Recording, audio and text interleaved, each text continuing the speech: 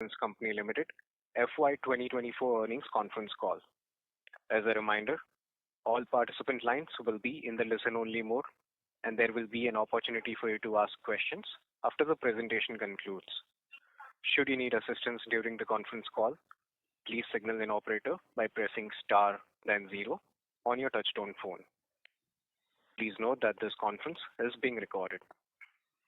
I now hand the conference over to Mr. Anup Bagchi, MD and CEO of ICICI Prudential Life Insurance. Thank you, and over to you, sir. Thank you. Good evening and welcome to the results call of ICICI Prudential Life Insurance Company for the financial year 2024. I have several of my senior colleagues with me on this call. Amit Palta, who heads Distribution, Brand Marketing and Products. Dhiren, CFO. Ajit, who heads our Human Resources, Customer Service and Operations. Deepak Kinger, who handles Audit, Legal, Risk and Compliance. Manish, our CIO. Shobit, Appointed Actuary. And Dheeraj Tuka, who is our Chief Investor Relations Officer. Let me take you through the key developments during the quarter before moving on to discuss the company's performance. First development is that in continuation with the efforts to foster a conducive regulatory environment and enhance ease of doing business, IDIA has notified regulations encompassing pivotal domains such as products, safeguarding policyholders' interest, possibility governance, and approval for setting up of an electronic insurance marketplace, Bima Sugam.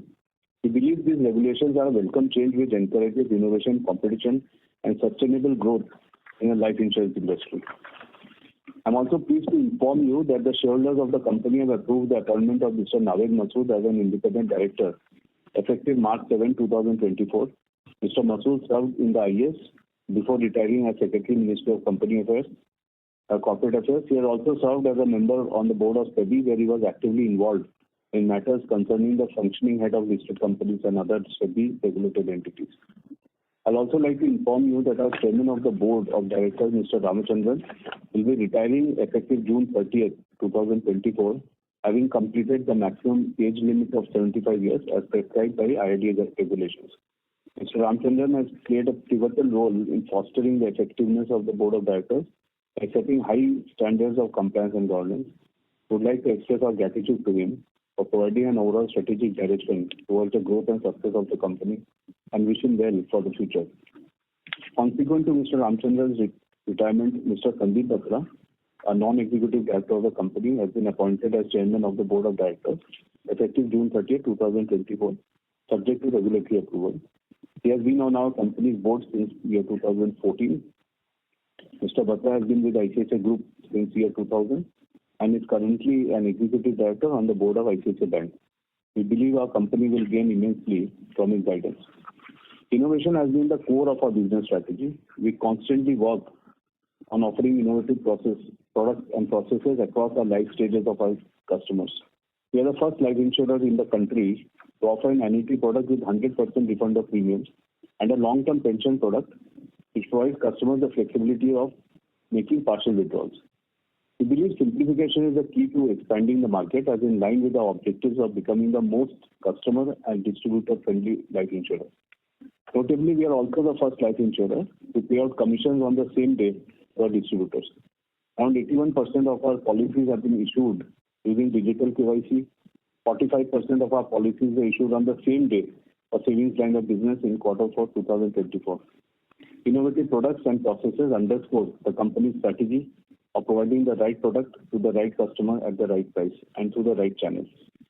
In line with our objective of being a customer-centric insurance provider, we have set an unparalleled benchmark by maintaining industry-leading claim settlement ratio at 99.2% for FY 2024, with an average turnaround time of 1.3 days for non-investigated claims. A testimony of our customer-centric efforts is the endorsement of Best Life Insurer Provider in India by Hansa Research for second consecutive year in a row. We are thankful to our customers for their continued confidence in our innovative products, digital support, easy documentation, and policy issuance time. We have also been conferred awards by various industry platforms. Our complete list of awards won during FY 2024 is presented from slides 61 to 63. Now let me talk about the key performance highlights. As you can see on slide 7, for the second consecutive quarter in a row, we have delivered a very strong RWRP growth in Q4 2024. outperforming both the overall industry as well as private life insurers. As can be evidenced in the slide, we started 2024 on a slower note. However, in parallel, we continued with our efforts towards investing in building distribution capacity, especially in proprietary channel, continuous product and process innovation, digitalization and data analytics, geared to simplify our business operations, and all aimed at enhancing customer experience. In agency over the last 2 years, we have been scaling up sales frontline managers and providing them with adequate training to enhance productivity. We have also empowered our agents by providing them institutional support, complemented by data analytics and digital capabilities. Additionally, we continue our investments in demand generation tools to expand the agent's natural market. Agency channel recorded AP growth of 15.6% year-on-year in FY 2024. In the direct channel, we invested in our website to improve customer experiences and worked on customer onboarding for a smooth and seamless online journey. We also leveraged data analytics to capitalize our ability to upsell to our existing customers with alternate propositions best suited to their needs. Direct channel AP grew by 20% year-on-year in FY 2024. Both these channels have delivered around 17% AP growth in FY 24, surpassing the growth registered by the overall industry and private players. On the product side, our strategy on continuous product innovation with the objective of delivering a superior value proposition to our customers has resulted in strong growth across most product segments. Annuity business AP grew by 88% year-on-year, linked business AP grew by 26.1% year-on-year, and retail protection AP grew by 46.6% year-on-year in FY 2024. We believe that annuity and retail protection offer strong growth opportunities and remain key focus area for our company. At the company level, the overall AP grew by 4.7% year-on-year to 90.46 billion in FY 2024. Our continued investments in data science and customer-centric analytics engine has led to improvement in persistency in most cohorts. 13-month persistency stood at 89% and 49-month persistency stood at 68.5%. Our cost to TWRP ratio for savings line of business stood at 15.8% for FY 2024 as we continue to invest to deliver sustainable growth in the future. For FY 2024, the VNB value of new business was 22.27 billion with an AP of 90.46 billion. VNB margin stood at 24.6%. A decline in VNB margin is primarily on account of shift in underlying product mix towards unit-linked and par from non-par business, decline in group term business, and higher expense ratio for the current year. To summarize, throughout 2024, we worked on various building blocks of business with our efforts pivoted towards balancing growth, risk and prudence, and profitability. We currently have the capability to provide the right product to the right customer and deliver it to the right channel. Closing FY 2024 on a strong note, we are confident that the positive momentum built will continue going into FY 2024 as well. We believe with the efforts, investments, and the time we have invested to create a resilient business model, we are poised to continue our journey of sustainable growth into the future. Thank you, and I'll now hand it over to Amit to take you through the business updates. Thank you, Anup. Good evening, everyone. I will be talking about performance updates for FY24 through the elements of 4P strategy driven by our 4D framework. Let me now highlight the key initiatives implemented under the 4D framework. The first element is data analytics. We have been using customer-centric analytics engine across policy stages, and it has resulted in continuous improvement in persistency ratios. In terms of mitigating fraud and early claims risk, AI and ML-backed model has led to 70% reduction in cases with higher propensity for fraud and early claims for saving policies for H2 of FY 2024. The details of our extensive deployment of analytics capability are set out in slides 31 to 34. The second element of the 4D framework is diversified propositions. As Anup highlighted, during the year, product innovation to meet the evolving needs of the customer has been one of the primary focus areas for us. For example, ICICI Pru Gift Pro was launched to cater to affluent customers who prefer increased income and lower cover multiples. Constant Maturity Fund was launched to cater to customers planning to lock in investments at high interest rates. During Q4 of the year, we launched ICICI Pru GPP Flexi with Benefit Enhancer and ICICI Pru Gold Pension Savings in the pension and annuity segment to address customers' liquidity concerns. ICICI Pru Platinum, launched in the linked segment, provides customers the flexibility to choose level of protection between sum assured, fund value, or combination of both. The third element, digitalization, has been detailed from slides 39 to 42. During FY24, we made strong inroads in integrating our digital ecosystems with central agencies to fetch KYC and income estimation details for a simplified digital customer onboarding. The fourth element, that is depth in partnerships, is presented on slide 44. We continue to build capacity and have added nearly 44,000 agents during FY 2024, spread across geographies. Within the bank and non-bank channels, we continue to add new partnerships and increase share of shop in existing partnerships. We now have a total of 44 bank tie-ups with access to more than 21,000 bank branches and more than 1,100 non-bank partnerships, with an addition of 204 non-bank partners during FY24. Our ICICI Pru Partner Stack, an array of platform capabilities, help us deliver superior value propositions to our customers in collaboration with our partners. Let me now talk about business performance update through the elements of our 4P strategy. Starting with the first P, that is premium growth element, which is mentioned from slide 10 to 12. As highlighted by Anup, our persistent efforts to lay the building block of future growth started yielding results in Q3 FY24 and is now notably evident in Q4. Our total APE stood at 36.15 billion for Q4 and 90.46 billion for FY24. Our retail APE grew by 12% year-on-year to 32.01 billion for the last quarter. Agency business APE grew by 28.6% year-on-year in Q4, resulting in 15.6% year-on-year growth for the entire year. Agency business contributed 29.1% to overall APE in FY24 as compared to 26.4% in FY23. It is in line with our efforts to increase the agency channel mix in the company. Anup has already highlighted our efforts on building distribution capacity in the channel. On the direct business, investment in our digital platform has started yielding results.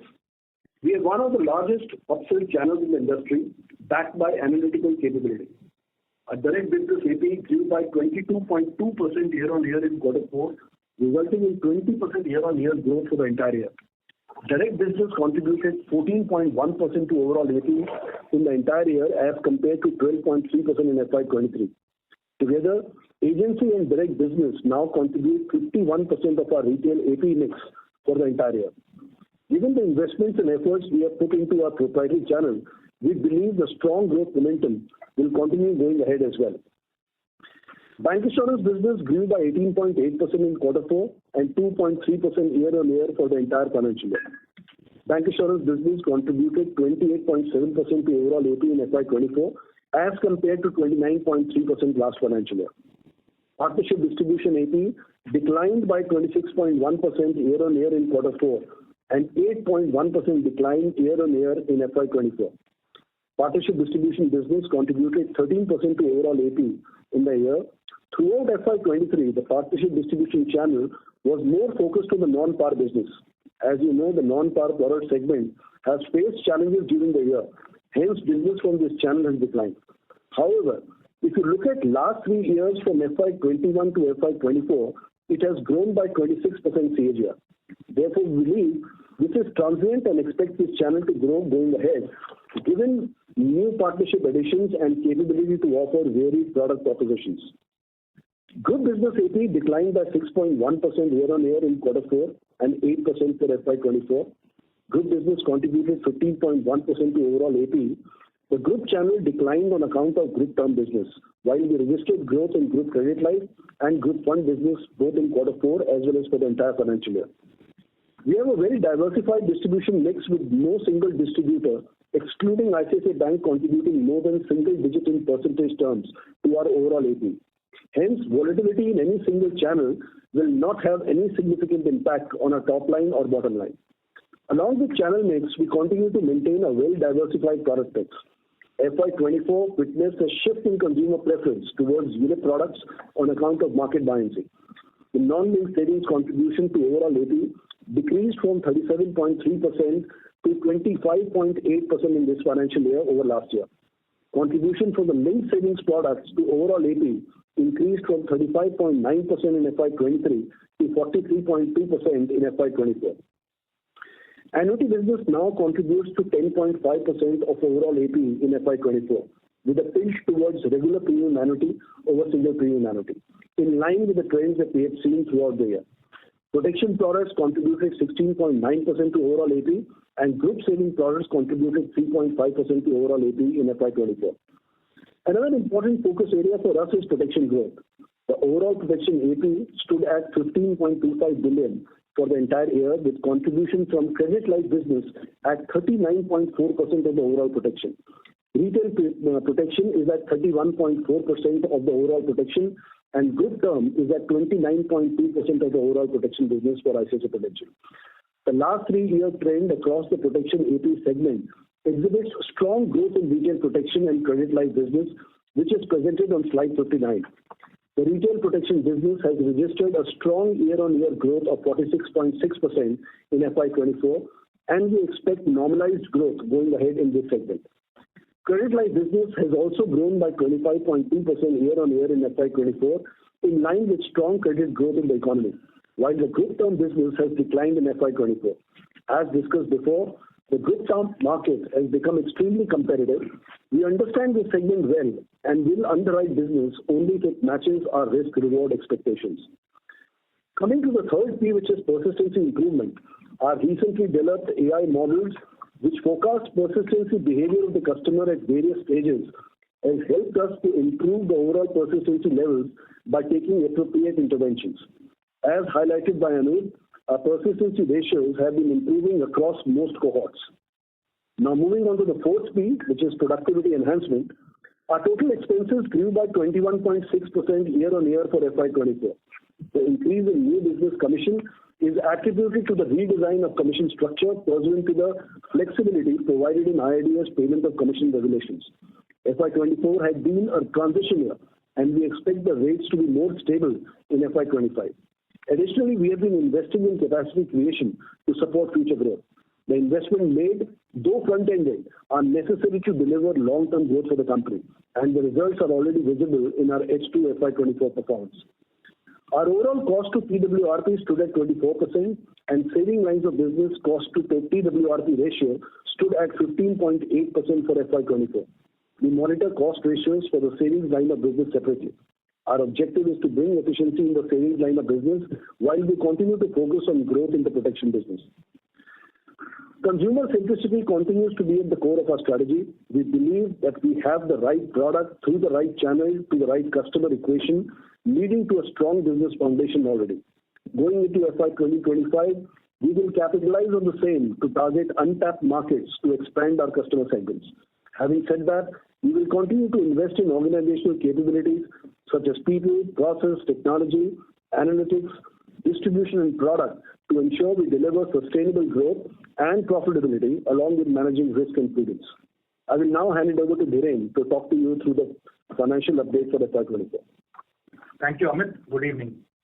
We regularly monitor our experience in respect of various risks, and the diligent and prudent risk management framework we operate on is reflected in our strong and resilient balance sheet presented in slide 16.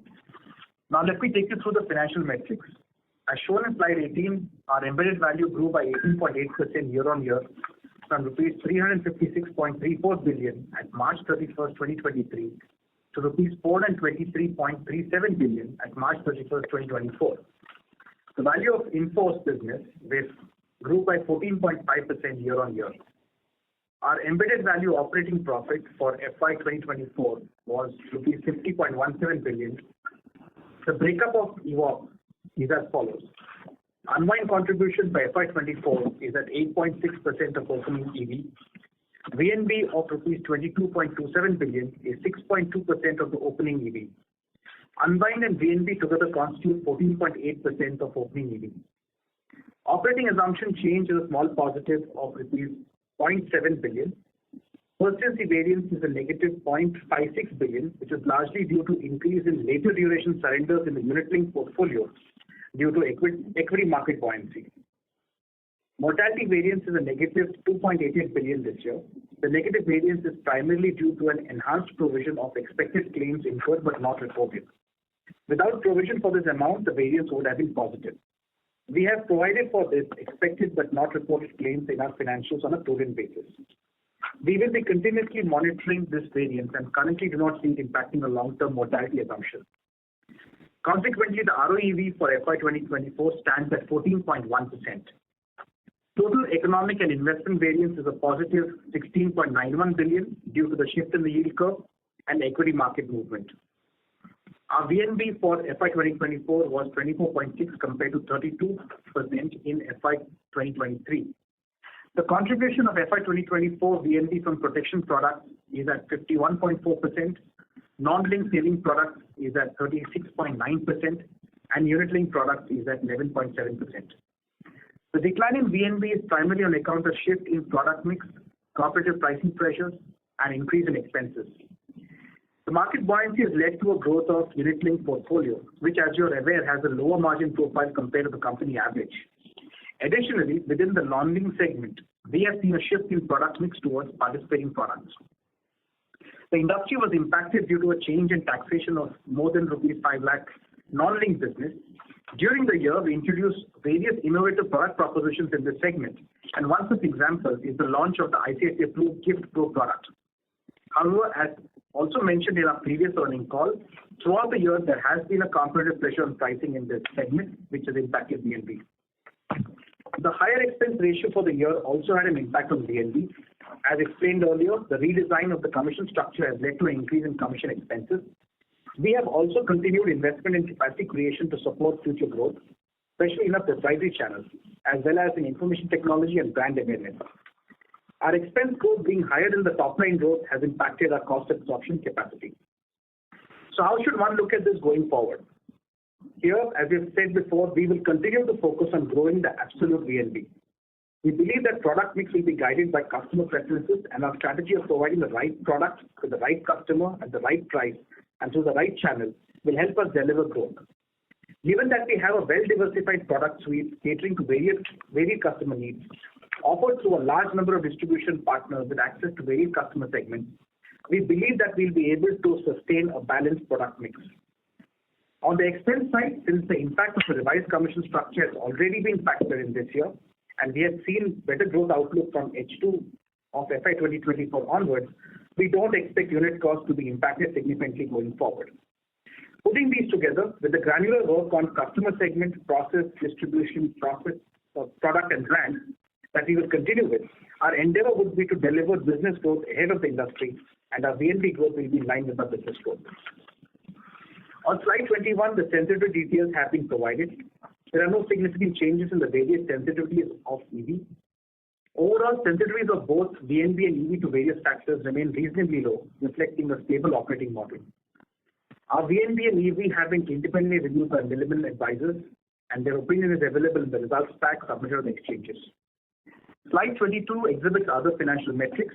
The company's profit after tax for financial year 2024 stood at 8.52 billion rupees, an increase of 5% from FY 2023. Our solvency continues to be strong at 191.8% at March 2024. Assets under management stood at rupees 2.9 trillion at March 31, 2024, a growth of 17.1% from the previous year end. This concludes the financial performance section. Over to you, Thank you, Dhiren. Good evening. I will be sharing the salient aspects of our ESG journey. As shared in slide 24 of our investor presentation, we continue to retain the highest ranking in the Indian insurance industry, as rated by two leading ESG rating agencies. I'm also delighted to share that during this year, we received the Platinum Award for our ESG Report 2023 at the Vision Awards. This was organized by the League of American Communications Professionals. The other awards won this year for ESG are listed in our award section. I will now share the highlights under the top 5 ESG focus areas. On environment, our initiatives are primarily focused on reducing what we consume and recycling what we use wherever possible. We have have adopted best-in-class environment-friendly practices for reducing energy consumption, water conservation, and waste management. In FY 2024, we have taken carbon footprint reduction targets in our sustainability journey based on the Science-Based Target Initiative's, what is called the SBTi methodology, and we're looking at an overall reduction over the next few years. As a part of our overall effort to reduce our carbon footprint, we're also encouraging digital adoption across the customer life cycle, and our self-help now stands at 92.8% in this year. On responsible investing, we already have a board-approved policy to facilitate ESG integration in our investments. Our investment team continues to factor in ESG risks by taking investment decisions and engage with investing companies based on the ESG score as and when required. As a signatory to the United Nations Principles for Responsible Investing, we remain committed towards integrating a responsible framework to promote ESG factors in our investment decisions. Coming to social, on the employee front, we believe that people are key to strategy execution and a source of our competitive advantage. We have our employees rating us, 90% of our employees rating us in the top 2 boxes on various parameters like advocacy, morale, learning and growth, feelings of safety and security, and empowerment. Our ratings are the place to work for our best-in-class among Indian peer life insurance companies on a top global workforce platform. On the diversity front, our gender diversity ratio has improved from 27% of women employees in FY 2022 to 29% in FY 2024. We continue to encourage adoption of various enabling initiatives and policies under our DNI framework. For example, program for new mothers returning to work and mentoring resource group for young women managers. As a testament to our endeavors, we have been awarded as India's best life insurance company for diversity, held by the Insurance Alert in this year. Coming to customers and community, for the larger community, our aim is to increase financial inclusion through specially designed microinsurance products, targeting socially and economically weaker sections, and we have covered 80.4 million lives as of March 31, 2024. Overall lives covered stood at 96.9 million. Our 13-month persistency ratio of 89% is one of the best in the industry. This year, we settled more than 3.1 lakh retail and group claims. To promote digital adoption and deliver seamless service to our customers, we've integrated various ecosystem databases and repositories. Coming to governance, our board has a majority of independent directors, enabling the separation of the board supervisory role from executive management, and our efforts shall always be to ensure that we always adhere to best-in-class governance standards. To summarize, sustainability is intrinsic to our vision of building an enduring institution, and as we strive to serve the long-term and savings and protection needs of our customers, we would like to reaffirm our commitment once again to create a culture that embraces sustainability and goes beyond goals and targets for integrating best-in-class sustainability practices with our business processes. Thank you very much. I am now happy to take any questions that you may have. Thank you very much. We will now begin the question and answer session. Anyone who wishes to ask a question may press star and 1 on their touchtone phone. If you wish to remove yourself from the question queue, you may press star and 2. Participants are requested to use handsets only while asking a question. Ladies and gentlemen, we will wait for a moment while the question queue assembles.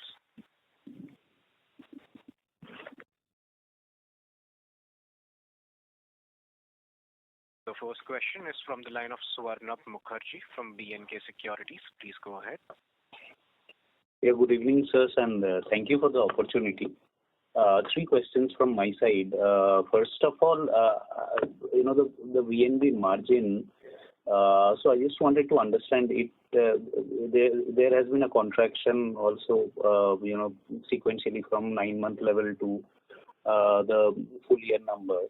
Now, if I look at how the product mix has played out between the quarters, I think there has been a larger shift towards annuity vis-a-vis maybe group term life and group protection.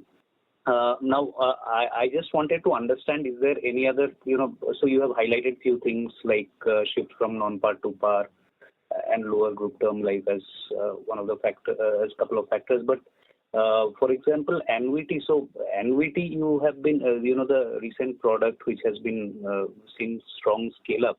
wanted to understand also the margin implications of that, because as I understood that it had a kind of a lower upfront, higher trail kind of a payout model. So just trying to kind of understand how the margins played out like this, and how should we think about the number going ahead as we move into FY25. That is the first one. In terms of banca, if you could give us some numbers of how iBank, what was the premium garnered from iBank in fourth quarter as well as in FY24, and should we expect any growth in the run rate in FY25? And given the fact that the banca channel overall seems to be focused on the non-linked savings parts, would it remain the case in FY25 as well, or is there a possibility of diversion towards you? And thirdly, you mentioned about the redesign of the commission structure. If you could highlight in which channels you are seeing this play out, and what is the level of escalation, and could there be further escalation going ahead? And is it because of the competitive intensity or any other reason? Yeah. So those would be my questions. Hi, Swarnab, this is Dhiren. Thanks so much for those questions. So let me pick up one by one. The first bit on the margin that you spoke of, and the fact that we've introduced a new product on the annuity side. So that product has done well. I think some sense from the fact that we had a PR support on it at the start of the quarter, that pickup was decent. But again, as you also rightly mentioned, this is built with the trailed out commission structure, so it would cater to only very specific sets of distribution partners. Now, when you look at the margin, we've given the margin walk for the full year, how it moves from 32% to 24.6%. And you see the expense change that has come through, which is a negative 4.1. That's been the large shift across from start of the year to end of the year. The business mix, there has obviously been a shift. We spoke of the fact that interface mix between the par non-par through the year has happened, along with the group term decline. Overall, put together, the business mix has yielded a negative 1.5%. And there's been a negative 1.8%, primarily due to the yield curve movement. Now, some portion of this also has paid out into quarter four itself, while looking at incremental quarter four margins may not be the right way to look at it. It is more appropriate to look at it from a full year perspective. Coming to your third question, let me pick that up first. The redesign of the commission structure, I believe, is largely complete. We don't expect any changes of this going forward into the coming year. Which channels has it increased? I think largely in non-agency channels, there's been an increase in commission rates, and these are, I believe, our market rates at this point. And no doubt competitive pressure continues on those segments. The good part for us is when we look at the company in all, the retail business, when you break it down, roughly about half of the business is contributed from agency and direct.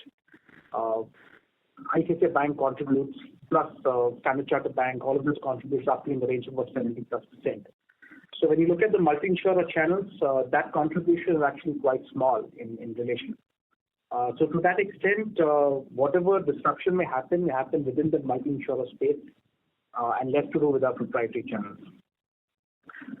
Coming to your second question on banca, and especially when you look at ICICI Bank, we've called that out earlier as well. It's broadly in the 80 to 100 crore range in a month.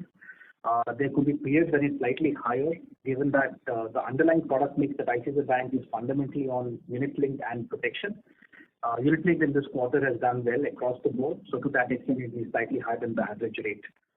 ICICI Bank, there is no change in strategy. The numbers continue to be stable, and we'd expect that into the coming year as well. Within non-bank, yeah, so within bank, like Dhiren mentioned, ICICI continues its stable growth, and protection, which is the chosen area of focus by ICICI, they've done very well at close to around 45% of growth. What we have seen in multi-insurer banks as well as non-bank partnerships is there we have seen some kind of a stress on overall top line as well. In fact, in quarter four, almost every distribution channel of ours grew in March over March as well as quarter 4 over quarter 4, except for multi-insurer non-bank distribution. That is where we saw the maximum stress, because this was a channel which was largely focused on non-participating products and hence had to face the maximum brunt of that demand getting compressed through the year. So that business for us on non-bank partnerships is close to 15% of our total, and adding to it another 12% of our business that comes from multi-insurer, other banks other than ICICI and Standard Chartered. Overall business coming outside our proprietary channels is close to 27% of our business. So this is where the disruption or competitive forces come into play, and you at times have to respond to the changes and looking at adding value through various means. And it is not restricted only to commission, but it also pushes you to add value to areas outside pricing as well. But yes, when it comes to disruption, it is limited to only 27% of the business when it comes to impact on the overall commissions. Understood, sir.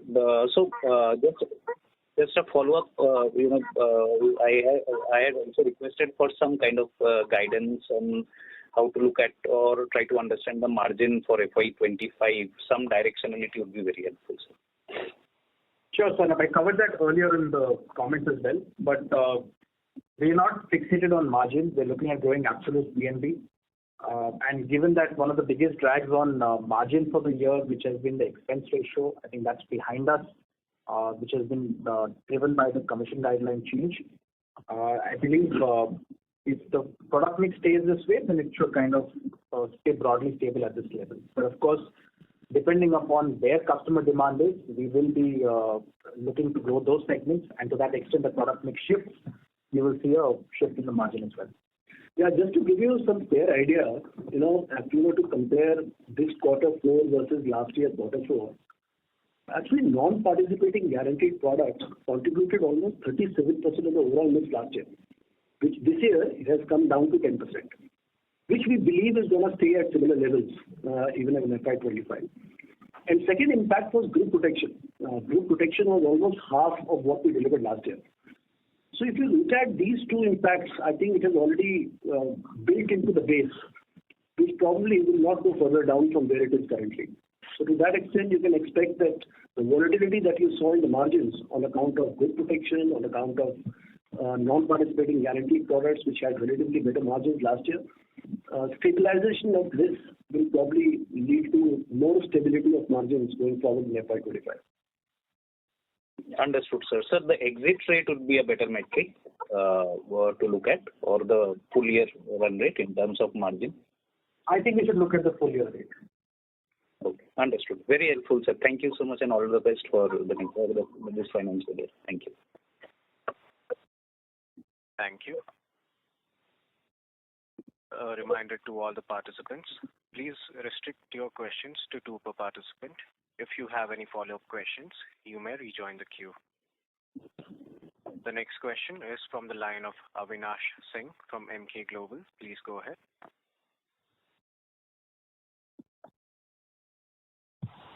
Yeah, hi. Thank you. 2 questions. The first one is on embedded value. If I see there, of course, you have a negative variance in terms of, mortality, but you said that is kind of for the future expectation in the mortality. So then can you explain, should not it have gone in the operating assumption changes rather than variance? Because if you can break it up into whatever sort of your experience that was in FY24, what is sort of, for the future changes. And second one is again a bit on VNB. If I were to look, the product you have launched, particularly the 100% return of premium and all, the product are typically designed where sticking for the long term, or like you should have a more of a trail-based commission. And additionally, also you sort of highlight that you have one of the highest sort of distribution where you don't have to compete in open channel. Yet, the commission rates have gone up so much. So, yeah. So in that context, I would like to understand if your sort of product proposition is changing more favorable to customers, and yet it requires sort of a higher amount of payouts. So, I mean, what's happening there particularly? So these are my two questions. Thank you. So Avinash, on your first question in terms of variance, the reason why it is sitting in variance is because we believe it will be short term. If it was permanent, then we would have taken it as part of our operating assumption change. The second question that you've pointed out is on commissions. We've seen that the commissions have been redesigned, and you have to appreciate that the commissions have to be in line with market. It cannot be out of line with market, because otherwise whatever proprietary distribution that we have built may not stay with us on a sustainable basis towards the long term. We may be able to bear competitive pressures at the margin in terms of where the distribution payouts are, but you cannot be far away from the market. Yeah, but your product design you have changed. I mean, so at the moment, a couple of the products you have launched that is not really yet available with the market. So if you are, I mean, if you are sort of making product design policyholder friendly, and yet you are matching the sort of the payouts at the sort of a market return, then of course, I mean, the margins will be extremely under pressure. No, you're right. These products are things that we are experimenting with, which will align the distributor incentive along with where the customer's output has to be. But again, given the way these products are at this stage, they're quite new to the market. The pickup is small, relatively, and so in any case, we've done this only in quarter 4, so you've not seen the full play out of this across the year. The pickup, we understand, is also quite limited to those distributors for whom trail commission works. Some of the smaller distributors may not go up with this trail model because they would have their own working capital challenges. Now, just to clarify, after this product launch that we're talking about, both on 100% surrender value as well as trail-based unit-linked product that we launched recently, as a percentage mix, even on a standalone March or a standalone quarter, this mix still remains very small. And the distribution which has picked up this product also is at a very startup stage. Very small proportion of our overall distribution has actually adopted this. So anything that you do with that small proportion of entire distribution will not have an impact on the overall distribution cost or top line. That is something which I thought I'd clarify.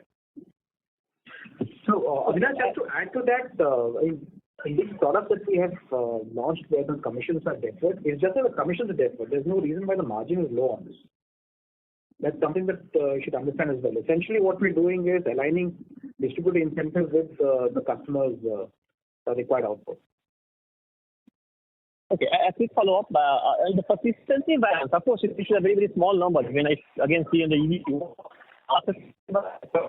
is a small negative number. But if I see persistence typically for you, it has been generally improving. So, I mean, if there is something specific, what sort of a cause this negative variance? Because if I see over the years, generally in the disclosed cohort at least, persistency has been generally improved. Absolutely. So the early period persistency, you've seen that climb across these years. The 13-month persistency, we're close to 90%, I think pretty much best in class. And we're quite happy to share that our second year persistency, which is the 25th month, has come up all the way till 80% against class leading. The reason why we have this negative variance is because this is later period surrenders. In the point equity market, that's created a run-up in terms of outflows, and that has created a little bit of a variance on this front. Okay, thank you. Thank you. The next question is from the line of Sanket Godha from Avendus Spark. Please go ahead. Thank you. Thank you for the opportunity. In the VNB walk, the 14 basis points impact with respect to assumptions, can we attribute largely to the OPEX, or you have revisited some assumptions with respect to persistency and mortality also, and that is getting reflected in the margin compression? That's my first question. And the second question is that honestly, annuity has done well for you because of the new product launch, and honestly, it is one of the largest contributor to you compared to peers, around 10% of the total EP. So means if this product remains a focus area, and I believe this was driven by prop channel and agency channel, then if this product has a margin lower than the company average, which is around 24.5, then if this product does well, are you still confident that the margins what you are reporting today are going to hold up for the subsequent years or not? That's the point. And lastly, if you can give an exact number of how much ICICI Bank contributed for FY24 in AP terms, that will be useful. Those are my questions. Thanks, Ankit. So the 4.1% negative that is due to operating assumption changes is, of course, because of expense ratios. That's the short answer to that. In terms of the product that you mentioned, the annuity product, which is the DBS Flexi with benefit enhancer, again, the margins on this are not low. Please understand that. Just because the commissions are trailed out does not mean that the margins are low on this product. No, my question was whether the margins are better than the company average or lower than the company average. Yes, they are. They are better than the company average. Yes, they are better. Okay. Fine. And if you can spell out the ICICI Bank number. Yeah, ICICI Bank contributes very similar number right through the year. They were close to 12 to 15% is what they range month on month. Some months are better, some months are lower. Eventually, Q4, because of protection doing very well and with increased demand on unit link, it was relatively higher in comparison to what we have seen in ICICI Bank in first 9 months. Okay, so I can work with 13 and a half kind of a number for the entire year, right? Yeah, you can work on that on the retail side. As we indicated, we're looking at about 1,800 crores a month. That's broadly where it is at. Like Amit also mentioned, depending upon the quarter or the environment, it can be slightly higher or lower depending upon how unit link does. Got it. Yeah, that's it from my side. Thank you very much. Thank you. The next question is from the line of Shreya Shivani from CLSA. Please go ahead. Mostly my questions have been answered. Just one clarification I wanted on the mortality and morbidity variance of FY24. Sorry, maybe I didn't understand. It is the same amount of negative variance that we saw in the COVID year of FY21. So probably if you can help me understand where exactly that big an impact comes from. I understand you're saying that it is one of those incurred but not reported claims, but if you can help me understand this a little better. I say you can't correlate those two periods. Yes, this is an IBNR related element, and this is largely we've seen from our group credit side. It's from the group credit business. Okay. So is this it's coming from the group credit business written this year or historical years? It's over the book. It's not just this year. Okay, over the period. Okay. As we spoke of earlier, we still see positive variances. If it were not for this provision that we held on IBNR. Got it. So are we should we expect our pricing on group credit business to the end customer now to change because of? Not at this moment. We believe this to be transient, and we keep assessing this and keep a close watch on where these variances end up. But at this point, no change to pricing. Okay. This is useful. Thank you. Yeah. Thank you. The next question is from the line of Supratim Datta from Ambit Capital. Please go ahead. Hi, thanks a lot for the opportunity. My first question is trying to understand this 4.1% operating assumption change in the margin. What proportion of this would be due to higher commissions versus fixed cost absorption because your growth in cost this year was higher than the AP growth? If you could break that up, that would be very helpful, and that's the first one. Next is, this year the cost growth was higher than your AP growth. And next year, how should we think of it? What kind of cost investments are you planning? And given that, this year we have seen significant investments, should we see a slowdown next year and hence some bit of leverage flows in to the margin? That's the second question. And lastly, you have given stock options. Just wanted to understand what are the thresholds for exercising those stock options. What metrics are these stock options based on, and what you would need to hit for the vesting of those stock options? That would be helpful. Thank you. So, Supratim, the operating assumption change, as we spoke of, is due to expense ratio. Difficult to call out what proportion comes from commission and what proportion comes from OPEX. You've seen the overall cost go up by about 20%, and that has impacted the overall unit cost. One of the things to also note is that we believe that this entire redesign of the commission structure in this transient year, I think, has been largely complete. So going forward, in terms of where the commission rate should be, we believe them to be largely stable or depending upon the channel and product. Now, how do we expect the outlook into the coming year?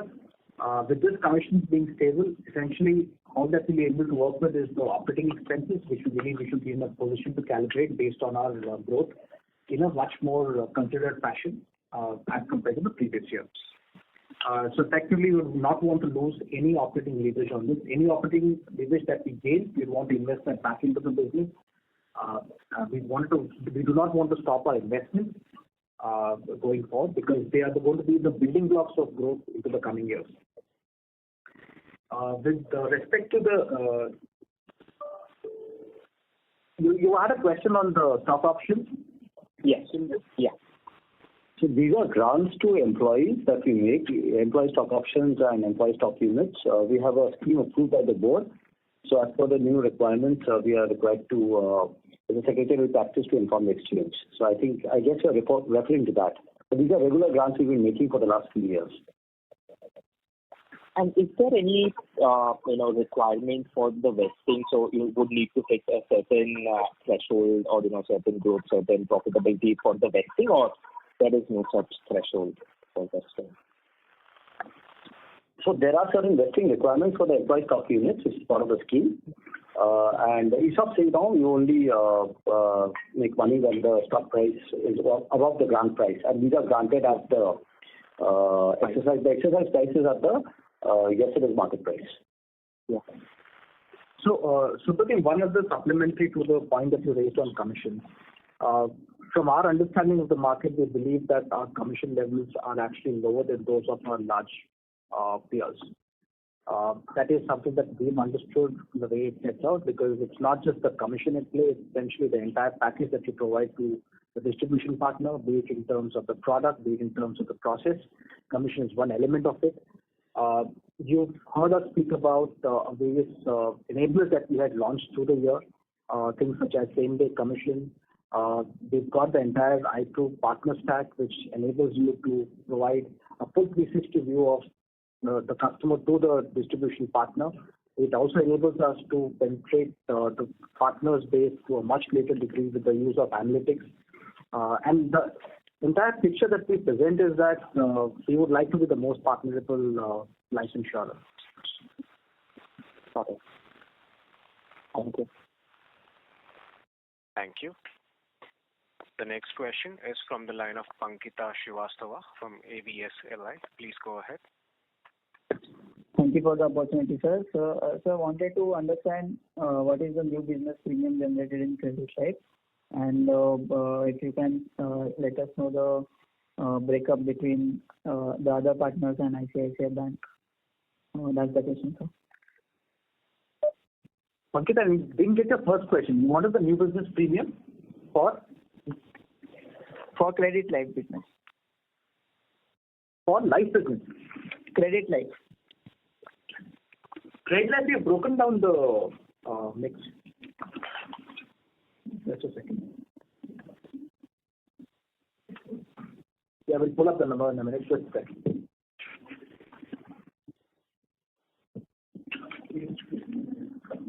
Yeah, so credit life was 602 crores of AP for the year. This is there on slide number 9. Okay, sir. And also, if you can just throw some light on the partners breakup from ICICI Bank and the other partners. So, yeah, we discussed that in the context of a previous question. ICICI Bank roughly is in the range of about 80 to 100 crores a month through the year. Of course, the number depends upon the current environment. If unit link does well, then the number can be a little north of that. Unit link does not do well, it ends up being a little lower. So to that extent, I think it's been fairly stable through the year. But anywhere in the range of 12 to 15% of AP, retail AP. Okay, thank you, sir. Thank you. The next question is from the line of Madhukar Ladha from Nuvama Wealth. Please go ahead. Hi, good evening. Thank you for taking my question. So, first on the IBNR provision, so of 282 crores, is this coming largely from the credit, from the GTI business, or which sort of protection business is contributing, the retail protection, credit life, or the GTI business? That's my first question.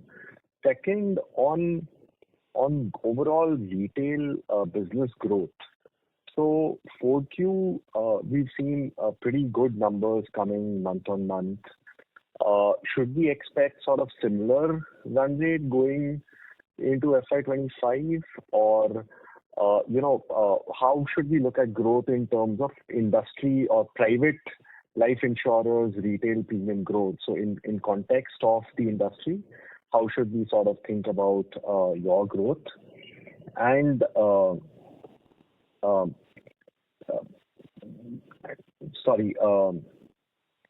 in terms of, are there any sort of in your operating assumption changes?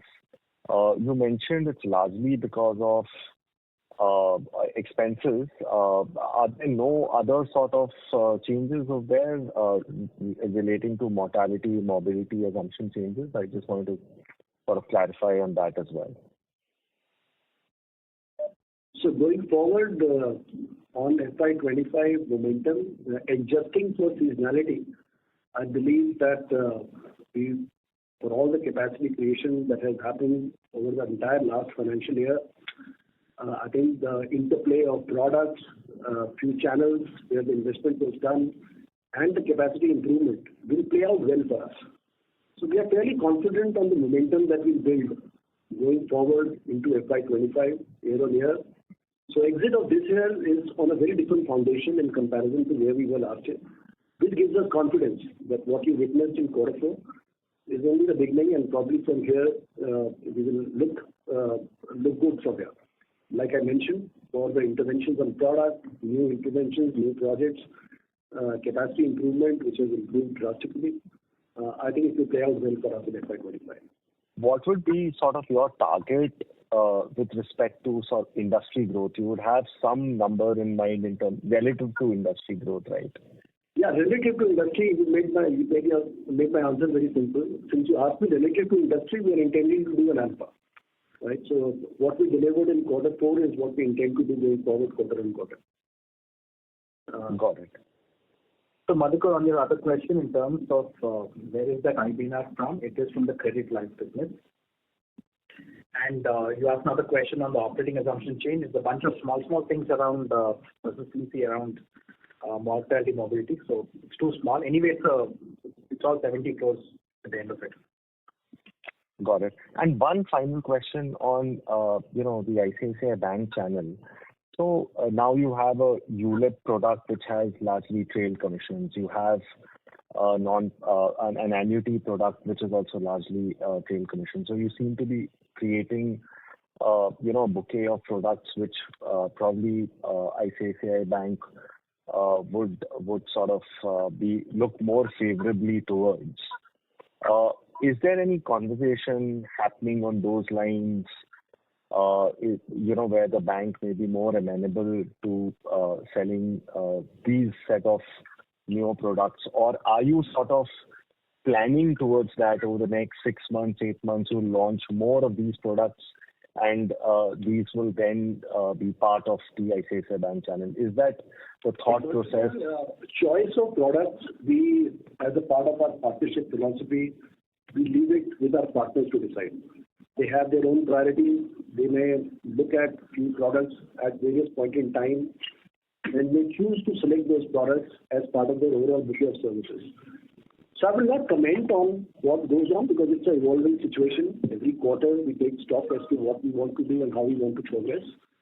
Specifically on these trail-based products, we are looking at, constantly insights from the customers as to what they are assessing, what they are looking at as alternate options, even outside life insurance business. And hence, we are trying to address the core customer demand, or core customer need on investments and building savings over a long period of time. And to address that core long-term investments or long-term savings is where we have created this product which is closest to the customer's worldview. And from there, then it is up to the distributor who is closest to that customer to make this product available. That's where the choice of distributor comes in. So we stay true to the customer, we create a proposition which is most meaningful to them, and then we make an offer to our partners to see whoever has access to that customer, they pick it up. That's why in a diverse distribution, not every product will get picked with every distributor. It also depends upon their priorities as to what they want to do and where they see synergy. So that's what my answer is on the products. For all the new initiatives, new products, new process interventions that we did, not everything was meant for every distribution partner. That's the advantage as well as the consequence of running a very diversified distribution. Our job is to create products. Our job is to understand customers and then make it available. And depending upon partner priorities, they may pick few, they may drop few. Got it. Thank you and all the best. Thank you. The next question is from the line of Gaurav Jeshuven from Schonfeld. Please go ahead. Hey, thank you so much for the opportunity. Just want to follow up on the margin again. I want to understand, because the first half and the second half margin is quite different. So, you advise us to look at the full year margin. So, just want to understand. I understand the business mix will be volatile quarter to quarter. But if I just look at fourth quarter margin, and if we assume that business mix doesn't change going forward, how does the margin move up? What are the levers for the margin to move up towards that full year 24-25 kind of margin level?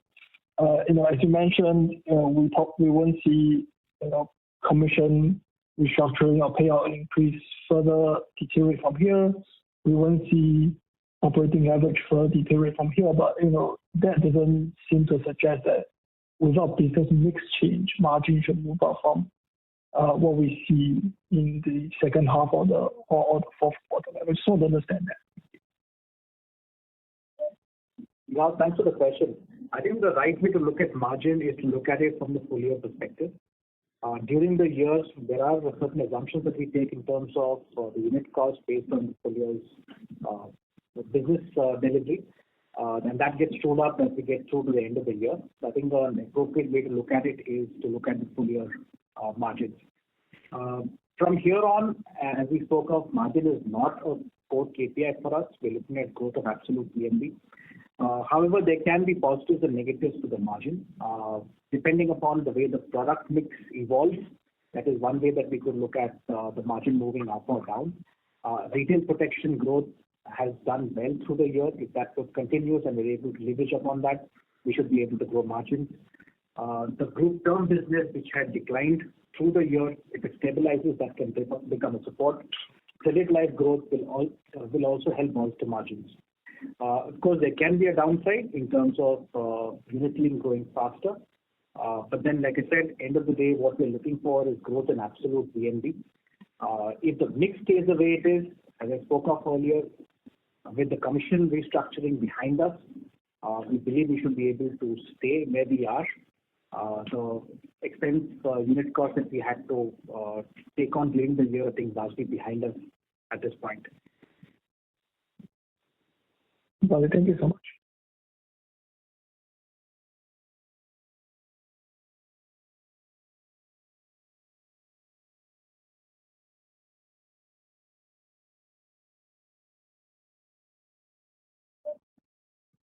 Thank you. Can you get the next call online?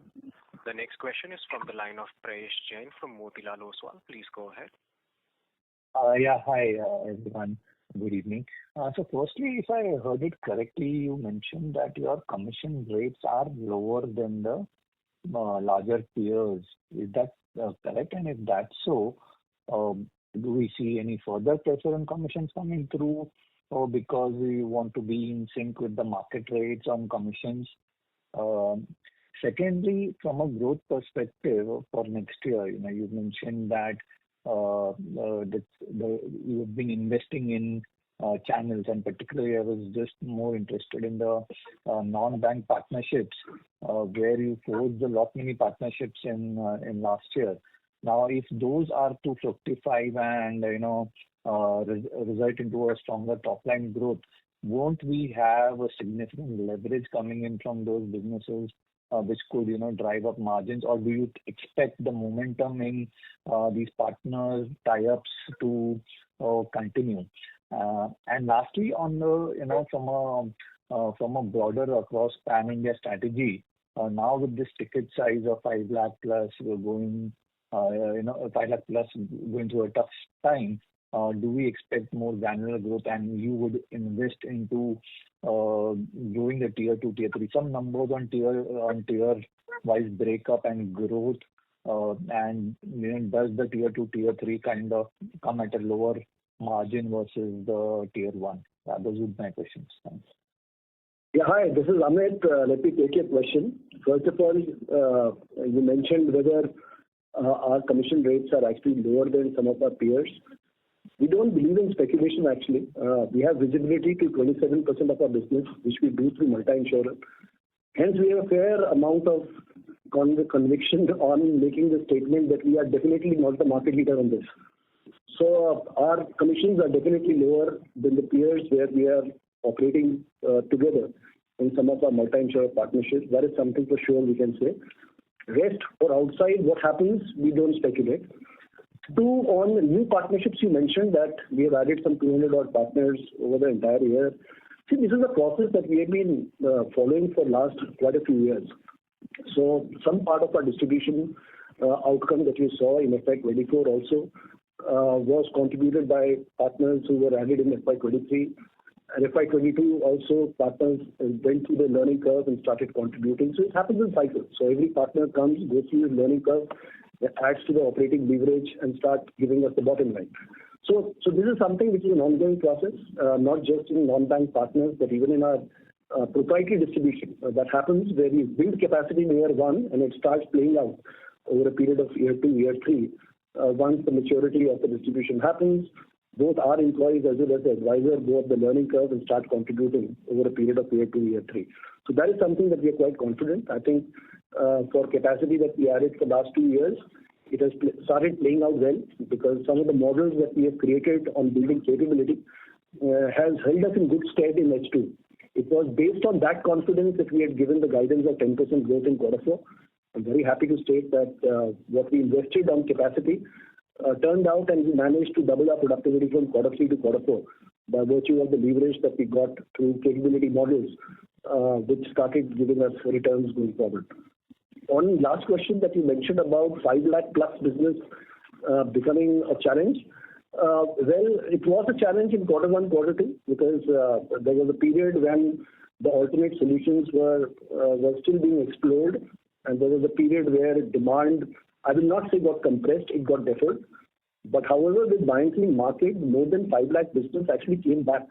So putting together, participating as well as linked business, more than 5 lakh business on a standalone basis in Q3 actually grew over last year. So I don't think that issue remains. The number of options available for an affluent customer who is willing to invest more than 5 lakhs are anyways limited. So in unit-linked product, you still have the best tax solution. So from that perspective, even on pension platform, there are product categories which gives the best and the most optimal tax solution on a high ticket size as well. So I don't think that will get impacted. It was a lull. Q1, Q2 impact was obvious because a lot of the demand in Q1, Q2 was also preponed in the last quarter of last year. So I don't think more than 5 lakhs is going to be a challenge. At the same time, your point on going retail and granular is of course taken. This is something that we will continue to work on. Of all the distribution that we have, whether it is agency or through bank partners or through non-bank partners, we are clearly represented in tier 2 and tier 3 markets already. Right. So to that extent, typically the composition of individual customers that you find in tier 2, tier 3 markets is different. So probably you will have more mass and mass affluent in comparison to affluent in a smaller market. And otherwise, life insurance product, that case is quite simple. Eventually it is the life stage and the income that you earn decides what you buy for the goals that you have in life. So from that perspective, product contours don't change from one market to another. It is the composition of customers that change from market to market. I think we are well placed in terms of overall category of products that we have available in our bouquet, and hence we can cater to tier 2, tier 3 markets, any upsurge in demand that we have witnessed. And we have distribution partners who are representing these tier 2, tier 3 markets fairly across banks, non-banks, as well as the other agency institutions. My question was more on, if you go granular, have you, kind of priced in the mortality or morbidity or persistency, which could be really different between tier 2, tier 3, and, if you have to go down further, the mortality, morbidity, and persistency can be really different. Have you priced in all those? In fact, in the opening address, Amit mentioned that we do run an analytics-based propensity to lapse and propensity to longevity and risk model on our new business model. So at the time of acquiring a new policy or selling it to new customer, the policies go through that rigor of identifying as the potential lapse or a claim at an early stage, and we go through an extra due diligence process for that. The reason, why our persistency is also improving quarter on quarter for the last few quarters now is largely on account of this model that we have deployed, and the early gains are already visible in H2. So to that extent, I think tier 2 or a tier 3 market, while mortality is priced as per the profile of the customers, but from the process that we have put in at the time of onboarding, I think we'll be able to eliminate ourselves from the profiles which are not desired. So just to add to that, from industry level studies, we understand that the mortality in the tier 2, tier 3 cities will be higher than that of tier 1 cities. That is something that you're very cognizant of as you step into those areas. We've also seen some numbers in terms of where the persistencies are. They typically are lower. And those are things that one should take into account as you venture beyond tier 2, tier 3. No, that's helpful. Thank you. Thank you. The next question is from the line of Dipanjan Ghosh from Citi. Please go ahead. Hi, good evening. So 2 questions from my side.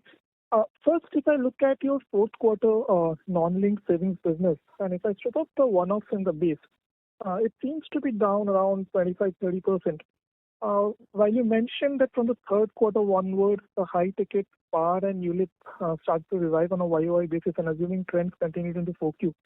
Could you give some color on what led to this sort of moderation in the non-linked savings business in fourth quarter, ex of the one-off? Second, on the 27% of the business which is non-core, non-proprietary or multi-channel, as you call it, can you shed some color on what gives you confidence that the commission payouts have stabilized? Is it like you're seeing trends across other players or other insurers present in those channels?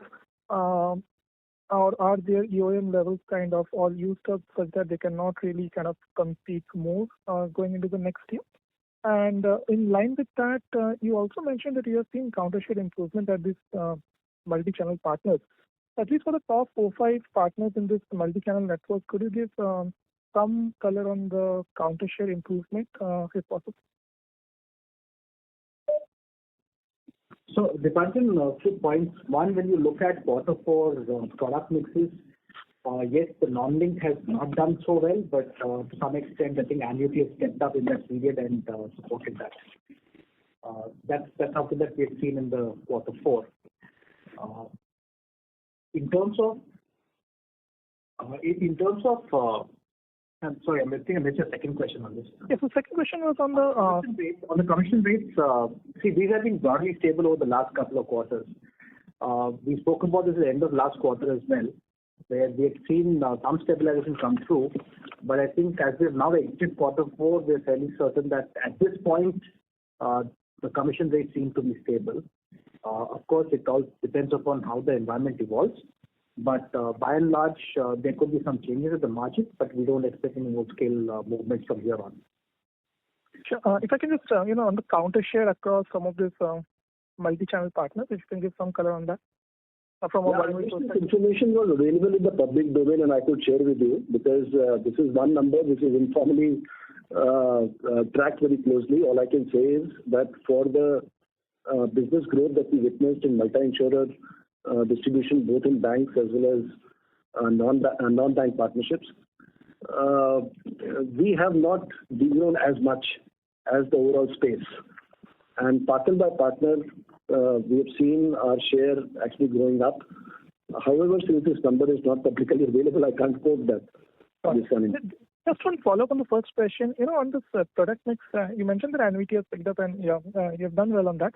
But, can you split it between, let's say, if you take the guaranteed return low ticket or the par low ticket, has that reported a positive growth or is that also lagging? Because, from a medium-term perspective, while the high ticket, you mentioned you remain assertive on that, but at least on the mass market low ticket, and just taking cues from the last few questions, is that segment growing?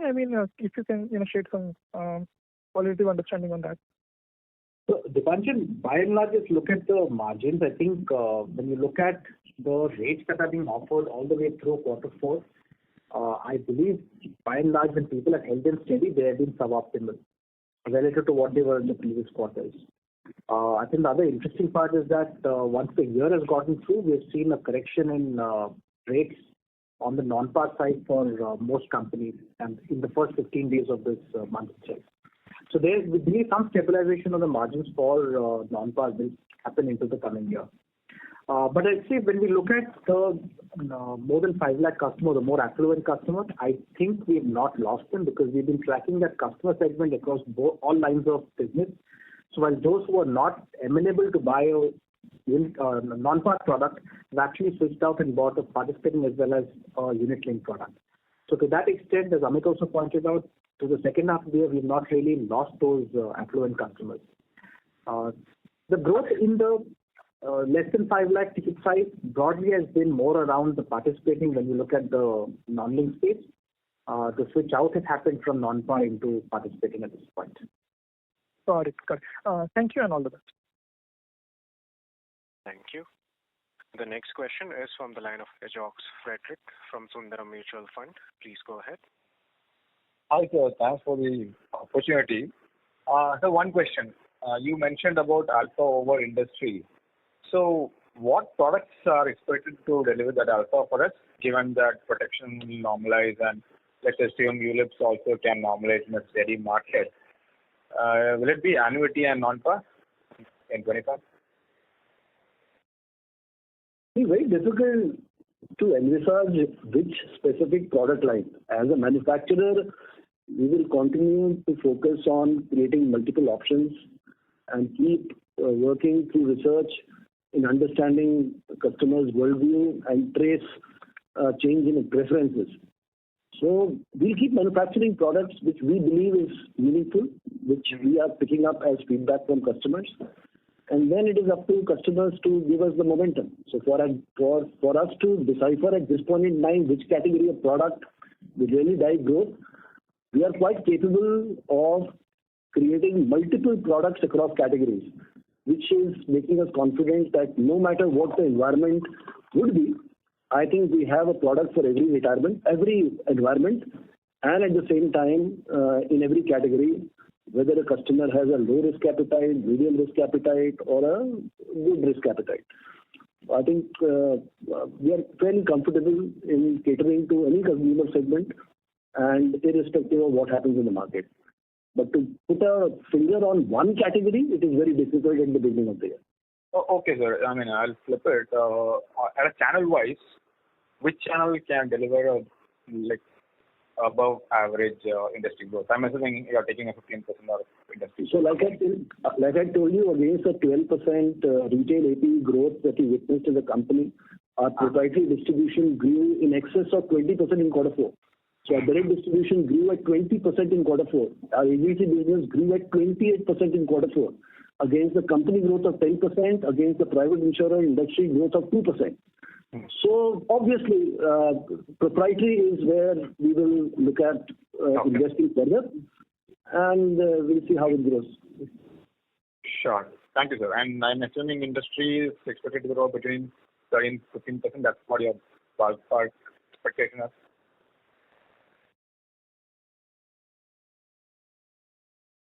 Sorry, I missed your question. Didn't get that, Raja.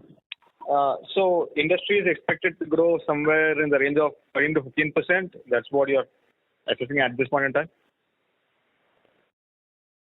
Difficult to put a call on industry, but I think we're fairly clear where we want to be, taking alpha over the market. Sure, sir. That's it from me. Thanks. Thank you.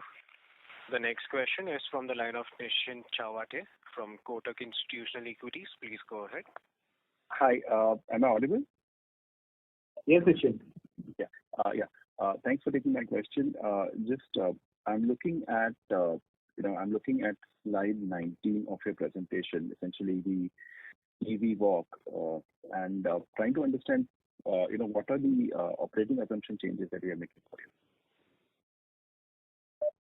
So Nischint, we picked this up earlier as well. There are a variety of small changes that have happened. At the end of it is 70 crores. It's not really material. Sure. And just to re-clarify on the VNB margin movement, the minus 1.5% is essentially the business mix, which is probably a shift, between ULIP and non-linked. Is that the way to think of it? Everything put together, we've had a drop in the group term numbers as well. So everything put together is what has contributed to the business mix. Sure. And 4.1 is purely higher expenses and higher payouts. Yeah, that is the expense ratio. You're right. And what is the economic assumption change negative? These are yield curve changes. So as we mentioned in the earlier call, there has been competitive pressure. Most participants have held on to rates through the year. That has led to reduction in spreads on the non-par side, non-par annuity side. So that comes under the economic assumption changes. That's under economic. So basically, it's the IRR pressure that we're talking about, right? IRR putting pressure on. Yeah, you got that right. Okay. And finally, just on this VNB contribution, when we look at, when we try to calculate segmental VNB margin, it looks like the heavy lifting of this margin contraction is all in the savings non-linked portion. Protection margins and savings linked margins have probably held on or maybe even expanded a little bit. So is my reading right, and why is it just reflecting in one segment? In one segment, which is the non-linked savings, that's again the ICICI mix that you see between par and non-par. Okay, got it. And sorry, just one final one. If I look at the channel mix, we look at bank assurance and try to see the bank assurance mix. I think in last FY23-24, ULIP ratio has actually been stable, while for all the other channels or all the other, everywhere else in the industry, you've seen ULIP going up. You mentioned that ICICI Bank continues to push ULIP. Does it mean that the other banks have significantly slowed down in ULIPs or probably doubled up on non-linked savings in this year? So let me just do a small correction. Actually, ICICI doesn't push unit-linked products. As per strategy, a unit-linked product is available on the shelf. If there was to be a customer demand, they offer unit-linked products. So it's not something which is really pushed.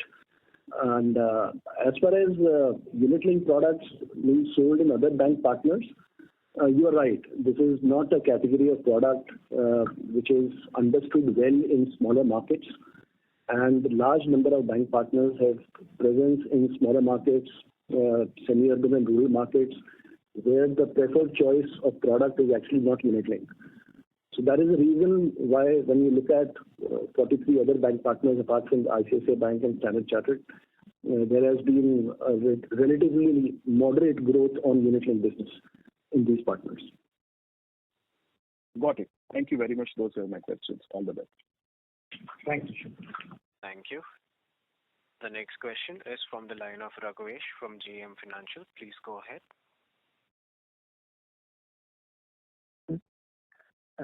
So I wanted to ask, hello, am I audible?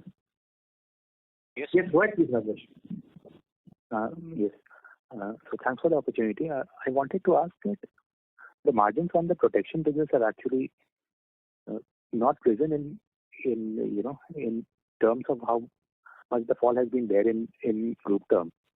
And on the so what explains that? Have the margins on the individual protection and the credit life contracted in this year over the previous year? Because last year we were at 72% for the full year. This year we are at 75%. So it's a little difficult to break down some of these group businesses because they come in from multiple sources. And by and large, you can look at one average rate for that particular type of business, but it's actually an agglomeration of multiple partners that they tied up with, especially when you look at the credit life side. So all in all put together, difficult to put your finger on what has been the big change, but it's been broadly stable across the period. So what we lost in terms of AP, in terms of group term, we've been able to make up on retail to that extent, along with credit life. So it's a mix of all. It's hard to put a single answer to it. And also the ticket sizes on the protection business have increased. So is it ROP is coming in at maybe lower margins on the individual protection? Is that a good understanding? No, that's not the right way to look at. ROB is still about 20% of the mix. Roughly about 15 to 20% is where it's been through the year since the time that we started. But again, the way that we're looking at ticket sizes, this could be a function of the underlying policy term that we're selling towards. It could be a function of the customer segment that we're going after. So it's a mix of multiple things that come over there. It's beyond that, it's just there's really nothing that has changed across the field in any large degree. Okay. Thanks. A final question on the ULIP margins themselves. So last year we saw the margin degrow by around 290 bits because the product itself had degrown. This year again we are above the F22 levels, but still the margins have not increased meaningfully. So is the term of the product lower now? What explains this flat margins?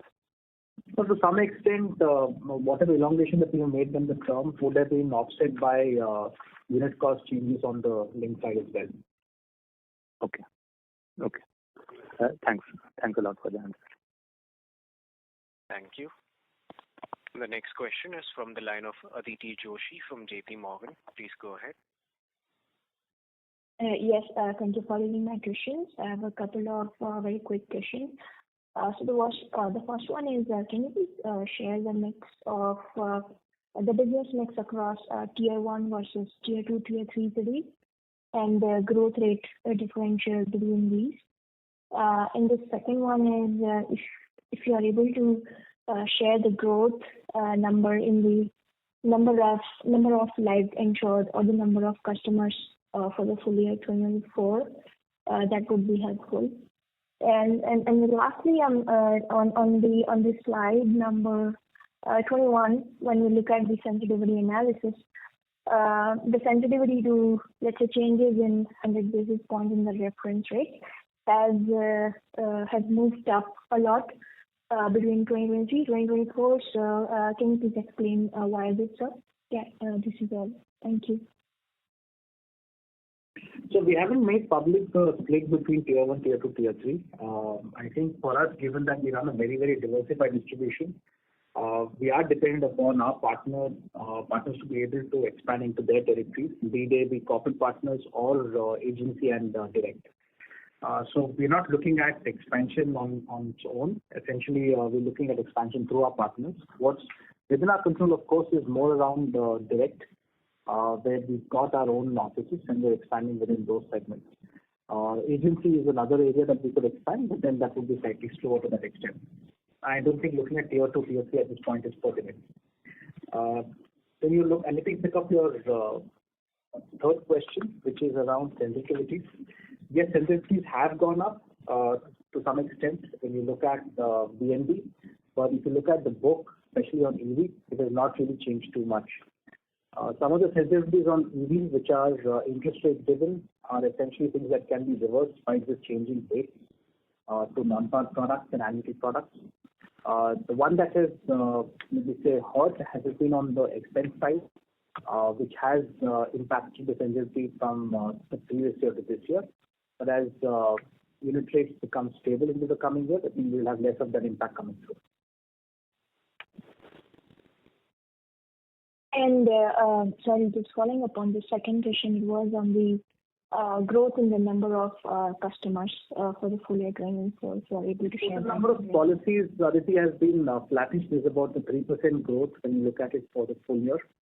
We've got about 587,000 policies that we wrote in the last year versus 571,000 in the previous year.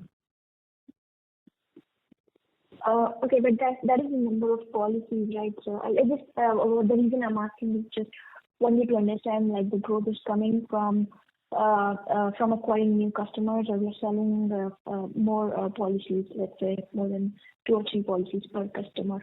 That's what I wanted. So like the previous year, part of this comes in from upsell business, which we're quite strong at. And there's also a large portion of it comes in from new customers to base. We haven't split that out in this metric. Okay, got it. Thank you. Thank you. The next question is from the line of Madhukar Ladha from Nuvama Wealth. Please go ahead. Hi, good evening. Thank you for taking this follow-up. One thing, if I look at your channel mix, the annuities contribution in the agency channel has done quite well. So we see a very good pickup over there. So wanted to get a sense, is this because of the new, trade-linked product, or is there something else happening over there? And second, just coming back on the higher provisioning, higher IBNR provisioning, I mean, I didn't understand what really necessitated this higher provision in credit life. Are we seeing less sort of reported claims, abnormally less reported claims, what is happening over there? Why did we suddenly require this higher provisioning? So to take your first question, Madhukar, yes, you would have seen the annuity grow across agency as well as direct. That's very clearly the new product that we have launched. But again, given that this is built on a trail model, especially when you're looking at intermediaries, this will be picked up only by very few. Given that it is trail-based model and there is limited upfront. So those smaller distributors who may require a higher commission rate just to fund, let us say, a working capital issue, don't pick this up. Coming to your second question in terms of IBNR, we've seen some delay in claims that are coming in from the group credit side, which is where we have kept the provision at this point. Like we said, this is temporary. This is just a variance that we're seeing at this point. We'll evaluate this as it goes by. Right. Well, but if there is a delay in claims that you're seeing, then that should be part of your normal provisioning itself, right? Why? And that should then get covered in your normal provisioning. You should not require an additional provisioning, right? I'm sorry, I'm probably dwelling a little bit more into this. So, yeah. So you normally would keep an IBNR on this just to cover claims that were that could have occurred but not intimated yet. And we've seen this in a part of the portfolio, and we kept it towards that largely. Okay. Thank you. Thank you. The next question is from the line of Shobhit Sharma from HDFC Securities Limited. Please go ahead. Hi, sir. Thank you for the opportunity. Sir, in this quarter, we have seen the annuity segment ramping up very rapidly, primarily in the agency channel. So what kind of persistencies are we building in, since this is a 100% return of premium product? What kind of persistencies are we building in while calculating the margin? That's my first question. See, if you ask me as a customer, if you were to look at this product, the proposition is not about taking the money back. The proposition was about taking that fear of crisis away. In case customer was not capable for any crisis not being able to make subsequent premiums, the fear of losing the principal may have prevented certain set of customers from investing in life insurance kind of product. So it was this insight that we were working on. Otherwise, if the customer was to take his money away after 2 years or after 1 year, he tends to lose GST and the opportunity loss that he may have if he were to invest it into a fixed deposit also. So I don't think from a customer perspective, we believe that persistency will have no impact of what we have in a regular annuity range of products. So we have not factored anything adverse in the portfolio at this point in time. Just a quick follow-up on this thing. We have sold this via agent. We have seen that in the unit after 5 years, we have seen surrenders going ramping up rapidly after end of 5 years. So how are we preventing? So we have built in the trail-based payouts, but how are we going to restrict that surrenders going forward after 1 year or 2 years down the line? So first of all, surrender as a concept in ULIP is available after 5 years. Right. On annuity, surrender as a feature, it doesn't exist. And annuity, the core reason for you to buy annuity is to get income for lifelong. So if you were to take money away after 5 years, it doesn't help the customer because the gains will be very minimal. And we don't believe customer will get anything by taking the premiums away after 5 years. So what you see as the behavior of unit-linked business will be very different in comparison to what we envisage in this category of product because the money would not have grown because it's not a market-linked product. Okay. The second question, since we have revised our unit cost assumptions, so we have seen that was impacted by our VNB margin. Does not have impact on our embedded value? Does it not impact our value of existing business? No, so this has come through on the new business that we have written, and that is where the VNB is lower. Okay. So that means there is no impact on the value in force policy. On renewal assumption, there was a small change, but it is not material. Okay, sir. Thank you. That's it from me. Thank you. The next question is from the line of Gaurav Jain from ICICI Prudential Mutual Fund. Please go ahead. Yeah, hi, good evening. Thank you for the opportunity. I just have two questions. One is, in terms of capacity expansion on the proprietary channels, is it fair to assume that we are broadly done there? And if yes, then from here, if the growth is ahead of industry, should we not expect some operating leverage to kick in, which is a follow-up from the previous question also, and should we not expect the operating leverage to kick in and help us improve the VNB margin closer to the other listed peers? That is first. Second, how are you looking at the regulatory landscape for the industry? And this is on the backdrop of a recent media clip which was raising questions on mis-selling, etc. for the industry. Thank you. On your question on agency scale-up, I think on proprietary channels, both agency as well as proprietary sales force, we intend to continue investing. And whatever upside that we are seeing by virtue of having invested in building capabilities, shortening the learning curve, I would like to reinvest the gains from it back into expanding business. And we would like to stay put on this course for a longer period to build a franchise for a longish 4 to 5 year period and build sustainability and growth. As I mentioned, Gaurav, building sustainability and creating an alpha by virtue of investing in proprietary is a stated objective, and that is something that we want to stay on course. Second was on the regulatory landscape, sir. On what? So, Gaurav, if your question is around some of those mis-selling complaints, I think we're fairly clear that wherever we find some of these complaints, we would take strict action against those because clearly that's not in the customer interest. All our distributors, I believe, are on the same page in terms of delivering value to customers. And the idea is to be able to improve persistency year upon year as you have seen us deliver on. Got it, sir. Thank you and all the best. Thank you. The next follow-up question is from the line of Nischint Chawate from Kotak Institutional Equities. Please go ahead. Hi. Thanks for taking my question again. What would be your dividend payout policy from your own? Is it going to be similar to the current levels? How should we think about it?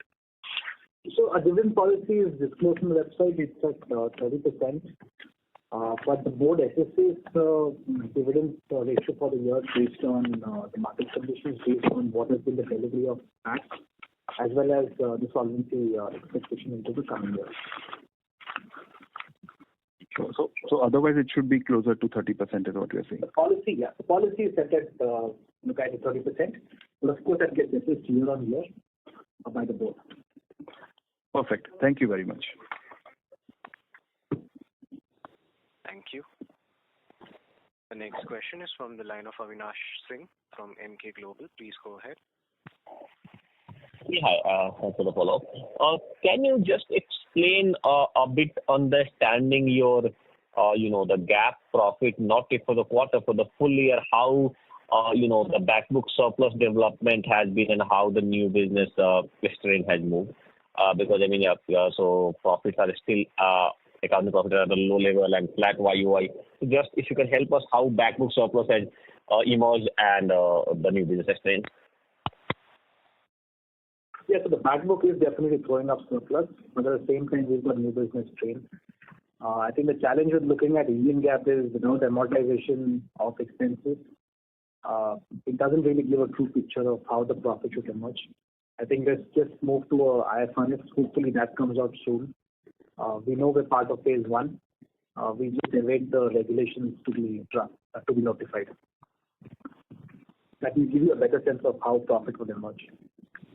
Yeah. But if you can just help, what, if at all, what is the YOY full year number basis growth in terms of back book surplus, even if you don't want to quantify the new business strain part, at least how the back book surplus, if you can just see the absolute quantum for 2 years of growth.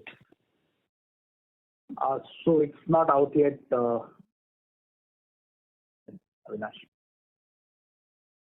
Okay, thanks.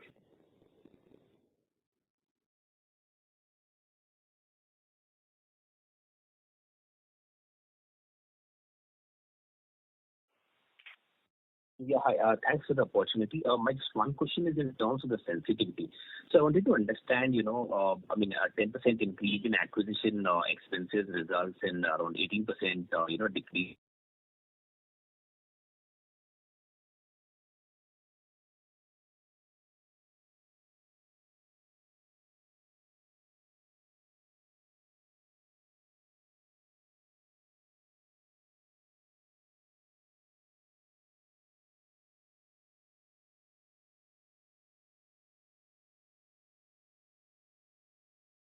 The same kind of method is used in across some other players. So do look at those numbers with that lens on. But when you look at FY23 to 24, yes, when you look at the acquisition expenses, it has gone up. That primarily is because of the higher unit cost that we have in this current year. And therefore, that has had an impact onto the sensitivity. When you look at mortality morbidity, it has gone up because of the higher share of protection in the new business. Now, again, I'm referring to VNB margin, VNB changes, not the EV changes. The EV changes are normally steady across the years. But in the VNB, the mix of protection, retail protection is much higher, and that has led to the higher sensitivity. All right. Okay. Thanks and wish you all the best. Thank you. As there are no further questions from the participants, I would now like to hand the conference over to Mr. Anup Bagchi for closing comments. Yeah, thank you for joining everyone. We just continue on building the foundation for creating a sustainable business. I think a lot of heavy lifting we have taken this year, and next year we'll continue on the path of just building the current momentum up and creating a sustainable situation. Thank you. Thank you. On behalf of ICICI Prudential Life Insurance Company Limited, that concludes this conference. Thank you for joining us. You may now disconnect your lines.